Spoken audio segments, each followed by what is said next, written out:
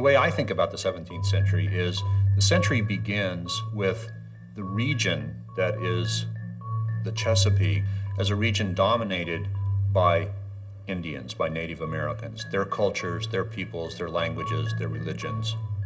And by the end of the 17th century, that same region is no longer dominated by Native Americans, although they still play a profoundly important role. They're still powerful, but they aren't dominant. The dominance has been shifted to the colonists who now control, especially the coastal strip of this region. They control it militarily and politically, but they still don't really control it culturally. And partly they don't because of the tremendous diversity that is increased after 1670 by so many Africans coming to this region. In Carolina, African slaves formed a majority of the colony's population almost from the first. But in the Chesapeake region, the institution of slavery grew more gradually. In the early period, certainly in Virginia, there were both whites and blacks in the field, and they were normally, probably in most cases, treated more or less the same in terms of the working day.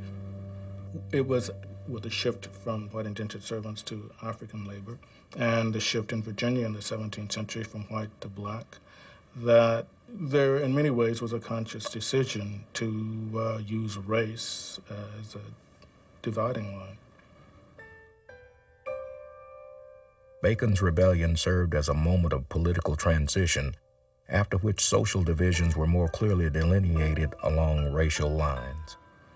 Although white indentured servants were exploited, sometimes ruthlessly, there were some aspects of slavery that they were spared.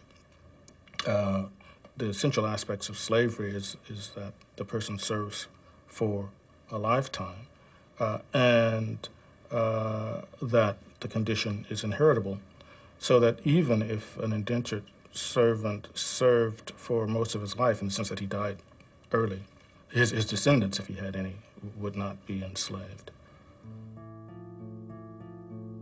One hallmark of the Southern colonies is the early concentration of wealth and power in the hands of an elite class of land and slave owners. Staple crops, forced labor, and the emergence of a rigid racial hierarchy came to characterize the South in the early years of English settlement on the continent. Ownership is very important, and all the colonies that succeed operate on this basis, that people who come get land, at least in the first generation. But ownership also is a double-edged sword, because it's also then extended to ownership of labor. And it's exactly the same principle, I think. It's certainly clear to me, at any rate, that the principle of private property in land, which has been so important, also is exactly the same principle of private property in labor. So that it's a very much a mixed tradition right from the beginning, I think.